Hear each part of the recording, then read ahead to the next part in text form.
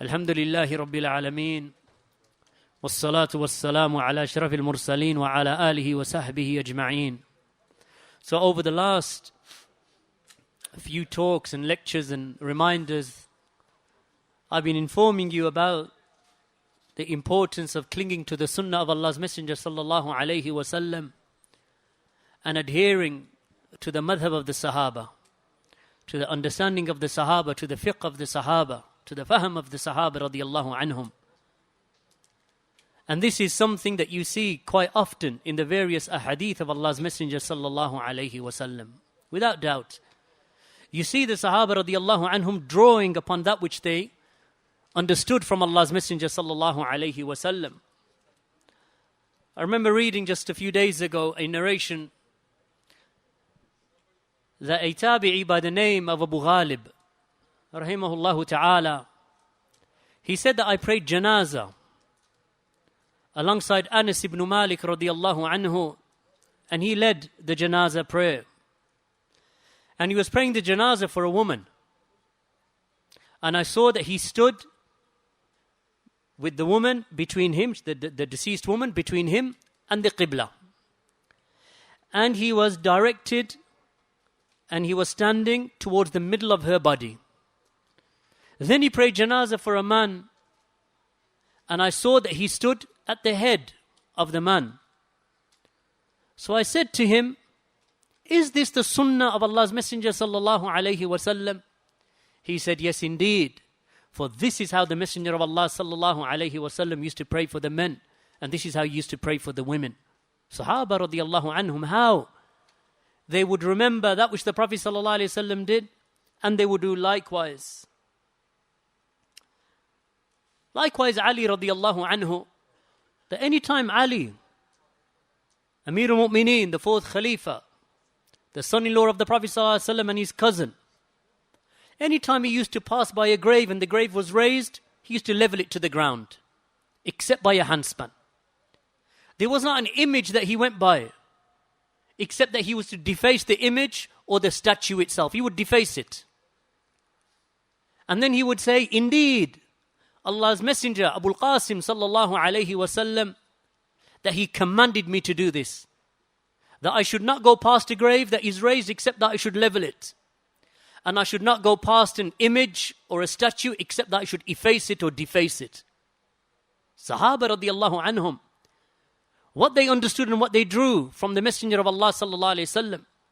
Of course, in this age that we are living in now, the age of the selfie, the age of pride and haughtiness and broadcasting yourself and taking pictures of yourself and sending them around, informing the dunya how handsome you are, how handsome you think you are.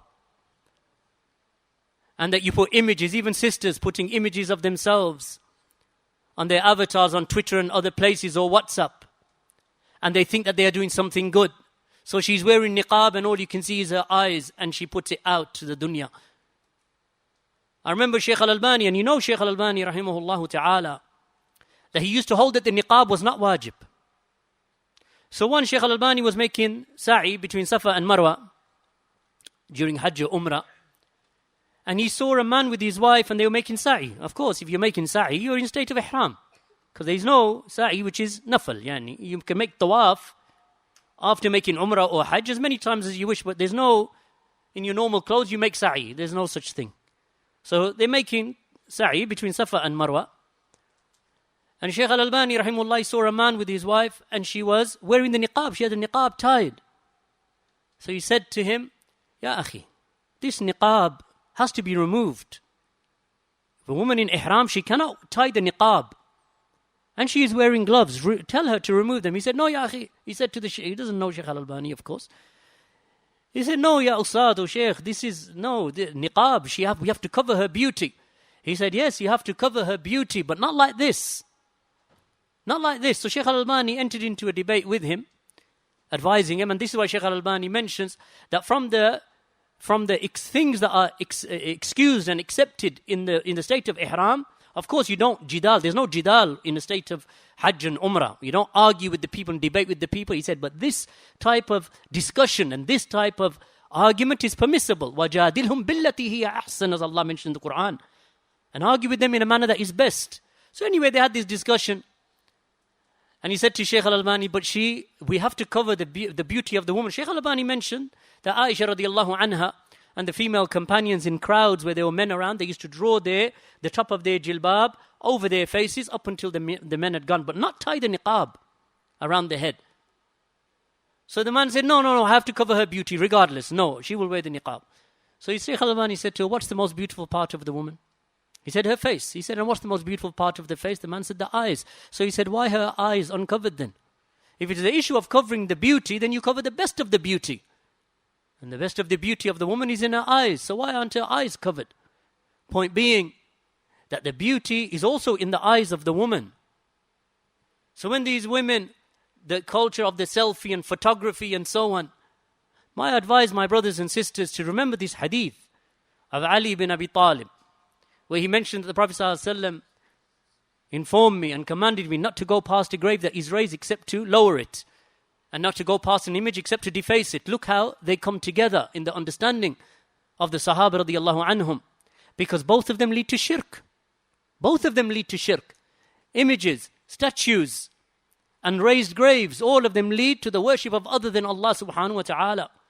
And also they put and they induce inside of a person arrogance and pride. I want to get the best side of me in the selfie. So now he wants to have his hair a certain way. And there's no harm, of course, like the man who came to the Prophet sallallahu alaihi wasallam. And the Prophet sallallahu alaihi wasallam mentioned with regard to the haughty and the proud in a dispraiseworthy manner. And the man said, but some of us, Ya Rasulullah, we like to wear garments that are nice and beautiful. And we like to wear shoes that are beautiful. He said, no, this is not pride. Pride, as the Prophet ﷺ said, is to reject the truth when it comes to you, and ghamtun nas, yani to look down upon the people, that you look down upon others. So it is not the actual nice clothing that a person wears, but it's this aspect of haughtiness and arrogance. This thing that everybody must see you. And everybody must see my picture. This imagery, and this is a fitna in our times. Everything is a photograph. Brothers in this masjid even. Photographs and photography and passing images around amongst each other. Avoid it, my brothers and sisters. It is not good. It is not good. Likewise, there's a beautiful narration also, again looking at the understanding of the Sahaba radiallahu anhum. Shaykh al-Islam Muhammad bin Abdul Wahhab actually mentions it in Kitab al-Tawheed. And it was Hassan bin Ali bin Abi Talib radiallahu anhuma, that he saw a man standing by the grave of Allah's Messenger sallallahu alayhi wasallam. Of course, this is after the death of the Prophet sallallahu alayhi wasallam. And he was standing by the grave of the Prophet sallallahu alayhi wasallam in a state of khushu', in a state of submissiveness and humility in front of the grave of Allah's Messenger sallallahu alayhi wasallam. He said, stop that. He told him, stop that. For indeed I heard Allah's Messenger sallallahu alayhi wasallam say that the curse of Allah is upon the Jews and the Christians. For indeed when a prophet or a righteous man used to die from amongst them, they used to take his grave as a place of worship. Again, understanding of the Sahaba radiallahu anhum, even when you visit the graves, the Sahaba, they would remember something and they would know something from the time of Allah's Messenger sallallahu alayhi wasallam. And they would recall it and they would apply it. And here is an application. That a man stands at a grave and he stands in a state of humility with his head down, maybe his back a bit crouched, thinking that he is respecting the dead in this manner. And look at the understanding of this Sahabi. He said, no, stop it. For indeed, this is what the Messenger of Allah sallallahu alayhi wasallam said. Also brings to mind another narration of Aisha and the wives of the Prophet ﷺ, that there was a man who passed away. In the time after the death of the Prophet ﷺ, someone passed away, and the wives of Allah's Messenger ﷺ requested that the janazah take place in the masjid.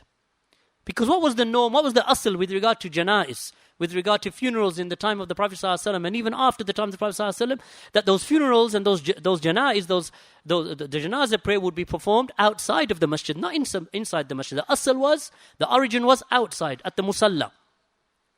So they would take the body at the musalla outside of the masjid, pray the janazah there, and then bury in the Baqi'. So on this occasion, the wives of the Prophet ﷺ, they requested that the bodies be brought into the masjid so they themselves can come out of their apartments and pray behind the deceased also. So some of the people, they mentioned that this is something hateful. They didn't like that the wives of the Prophet ﷺ were saying this. Why? Because they felt that the janazah must be performed outside. So what did Aisha say? She said, if only the people were not so hasty. And they asked and they inquired before they spoke. For indeed, in the time of the Prophet ﷺ, the janazah of so-and-so was performed in this very masjid. Again, understanding of the Sahaba radiallahu anhum. Yes, the origin is outside in the musalla, but it is also permitted inside the masjid to perform the janazah prayer. Sahaba radiallahu, in every affair, you can end up, or you can look at the Sahaba radiallahu anhum in every affair and ask yourself, how did they behave? What was their view? How did they understand that text? Abdullah ibn Mas'ud radiallahu anhu, he mentioned, خط لنا رسول الله صلى الله عليه وسلم خطا ثم قال هذا سبيل الله. He said that Allah's Messenger sallallahu alayhi wasallam drew for us a line in the ground. And he said, this is the path of Allah. ثم خط خطوط عن يمينه وعن شماله. ثم قال هذه سبل متفرقة على كل سبيل منها شيطان يدعو إليه. Then Allah's Messenger sallallahu alayhi wasallam drew lines to the right and the left of that one line. That was the path of Allah. And he said, these are the divergent, differing paths. At the head of each one of them, there is a shaitan calling to it. Then he recited the statement of Allah, وَأَنَّ هَذَا صِرَاطِي مُسْتَقِيمًا فَاتَّبِعُوهُ وَلَا تَتَّبِعُوا السُّبُلَ فَتَّفَرَّقَ بِكُمْ عَنْ سَبِيلِهِ ذَلِكُمْ وَصَّاكُمْ بِهِ لَعَلَّكُمْ تَتَّقُونَ. And this is the straight path of Allah. So follow it. And do not follow the other paths, for they will divert you away from His straight path, meaning Allah's straight path. ذَلِكُمْ وَصَّاكُمْ بِهِ. This is what Allah has commanded you with, so that you may become pious. This hadith, which is Hasan, reported by Imam Ahmad in his Musnad, An-Nasa'i in At-Tafsir, Ibn Hibban in his Sahih, and others from the Mashayikh and from the scholars of hadith, including Al-Albani rahimahullah in Al-Mishkat, and the hadith is Hasan. So here we have an implementation where the Messenger of Allah sallallahu alayhi wasallam is doing that which Allah subhanahu wa ta'ala sent him to do. There's an ayah in the Quran in Surah An-Nahl where Allah said, وَأَنزَلْنَا إِلَيْكَ الذِّكْرَ لِتُبَيِّنَ لِلنَّاسِ مَا نُزِّلَ إِلَيْهِمْ وَلَعَلَّهُمْ يَتَفَكَّرُونَ. That we have sent to you, O Muhammad, this reminder, meaning the Quran, so that you may explain it to the people, that which has been revealed to them, so that they may ponder. So here we find the Messenger of Allah sallallahu alaihi wasallam taking an ayah from the Quran, وَأَنَّ هَذَا صِرَاطِي مُسْتَقِيمًا, the ayah in Surah Al-An'am, and explaining to the companions, لِتُبَيِّنَ لِلنَّاسِ. That's what Allah sent him to. That we sent you the reminder, this Quran, so that you may explain that to the people. So the Messenger of Allah is giving the tafsir of this ayah. So in this, Abdullah ibn Mas'ud said what he said. That this is what the Messenger did. So the Messenger is drawing for them a line. So there is no doubt in their minds what they are supposed to do. This is the path of Allah, so follow it. These are divergent paths, so do not follow them, and so on. At the head of each one of those paths, there is a devil calling you to it. وَأَنَّ هَذَا صِرَاطِي مُسْتَقِيمًا فَاتَّبِعُوهُ. So then straight he recites the ayah from the book of Allah.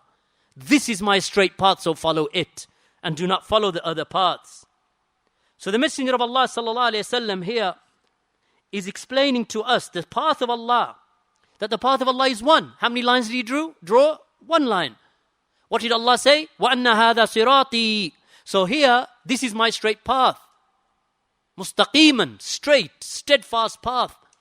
Messenger of Allah drew a line, tafsir of the ayah. Messenger of Allah explaining. That's why Imam Ahmad ibn Hanbal said what he said. وَالسُنَّةُ تُفَسِّرُ الْقُرْآنِ وَهِيَ دَلَائِلُ الْقُرْآنِ. That the Sunnah explains the Quran. And it is a guide to the Quran. Some of the Salaf, they used to say, from them, Yahya ibn Yahya and others, or Yahya ibn Abi Kathir, that they used to say that the Quran is in more need of the Sunnah than the Sunnah is in need of the Quran. Why? Because the Quran explains the generalities The Sunnah explains the generalities of the Quran. And it makes takhsis of them, specifies them. And it restricts them to that which Allah subhanahu wa ta'ala wants from you with regard to the understanding of the Quran. All of the other paths, they are numerous in number. But the path of Allah is one. The Nabi of Allah was one. He was sent, like all of the other prophets were sent, with the same religion. The straight path, the path of Allah subhanahu wa ta'ala. Ihdina as-sirat al-mustaqim. Guide us to the straight path. The path upon those whom you have bestowed your grace. Not the path of those whom you are angry with. Because those whom Allah is angry with were sent the book.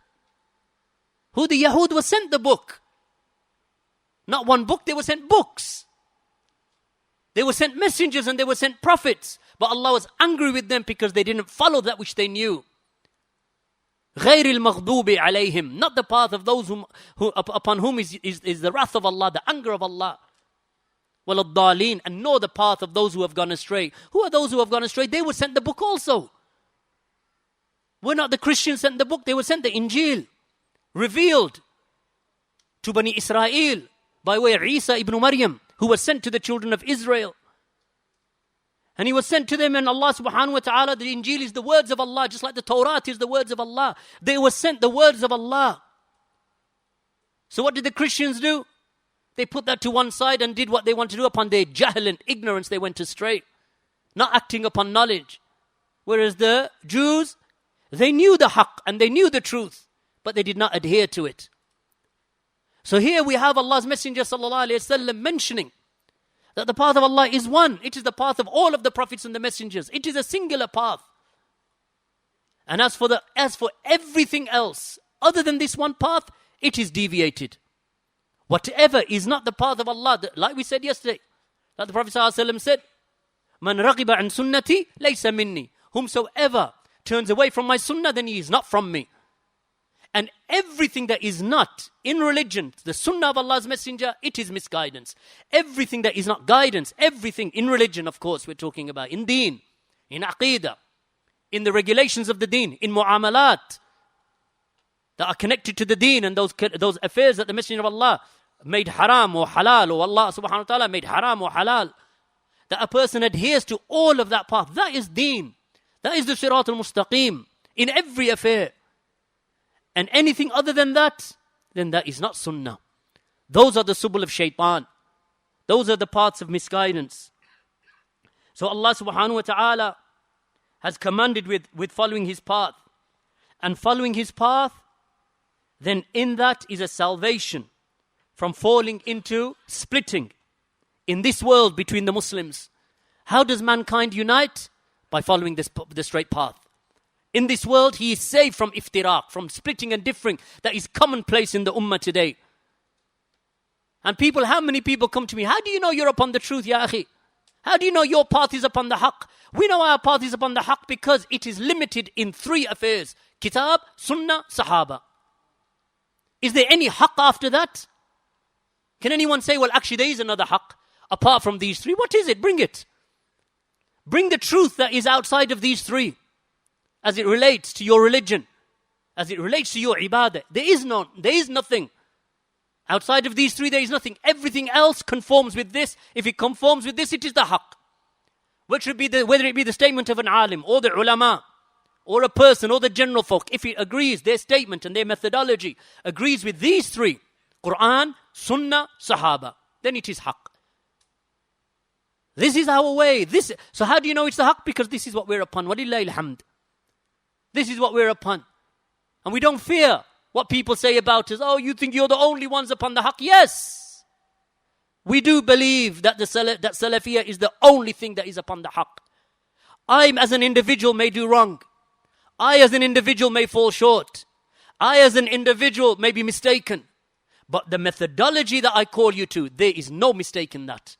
Individuals can err. But the manhaj of Quran, Sunnah, Sahaba, there is no mistake in that. That's why Shaykh al-Islam Ibn Taymiyyah said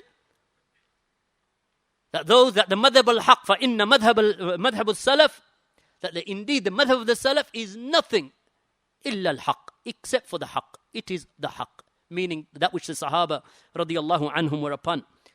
So sticking to that path salvation from iftiraq and separation in this dunya, and it is salvation from the hellfire in the hereafter. And the one who adheres to that path, then he is considered to be the muttaqeen. Without making ta'een. I don't say that fulan is muttaqi. No. For definite, Allah subhanahu wa ta'ala knows what is in the hearts of the people. But we say in general, whomsoever sticks to that path, and those who stick to that path, they are the muttaqeen. They are the God-fearing ones. They are the ones who fear Allah. They are the ones who are dutiful to Allah. They are the ones who obey Allah. They are the ones who fear Allah in apparent and in hidden. And in their private and hidden affairs. So whomsoever follows the path of shaitan, whomsoever follows any other path, then he will by necessity fall into differing and splitting in this dunya. And in the hereafter, the hellfire is his destination. وَمَنْ يَتَّبِغْ غَيْرَ سَبِيلِ الْمُؤْمِنِينَ نُوَلِّهِ مَا تَوَلَّى وَنُصْلِهِ جَهَنَّمَ وَسَاءَتْ مَصِيرًا.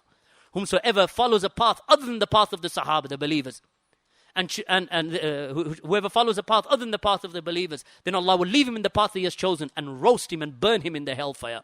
Why? Because he has now differed with those Sahaba radiyallahu anhum. And we have mentioned this how many times? The hadith of the 73 sects. I don't want to mention the hadith again. That should be in your minds, ingrained in your minds. When the Prophet ﷺ, when he was asked, which is the one saved sect out of the 73, he said, "Ma ana alayhi al-yawm ashabi," that which I and my companions are upon today. For this reason, Allah's Messenger sallallahu alayhi wasallam, he clarified the straight path, and that is to hold to the Kitab and the Sunnah with the understanding of the Salafus Salih. And at the head of the Salafus Salih, they are the Sahaba radiyallahu anhum. And as for the Subulus Shaitan, as for the paths of Shaitan, then those are those paths that were innovated by the people after the Sahaba, or even in the time of the Sahaba radiyallahu anhum, that opposed the path of Allah and opposed the path of the Sahaba radiyallahu anhum, and Shaitan beautified those paths for them. So much so that the people started following those paths, considering them to be paths of salvation, but they are paths of destruction. May Allah subhanahu wa ta'ala protect us from them and guide us to the straight path. Walhamdulillahi Rabbil Alameen wa sallallahu ala nabiyyina Muhammad wa ala alihi wa sahbihi wa sallam. Wa jazakumullahu khairan for listening.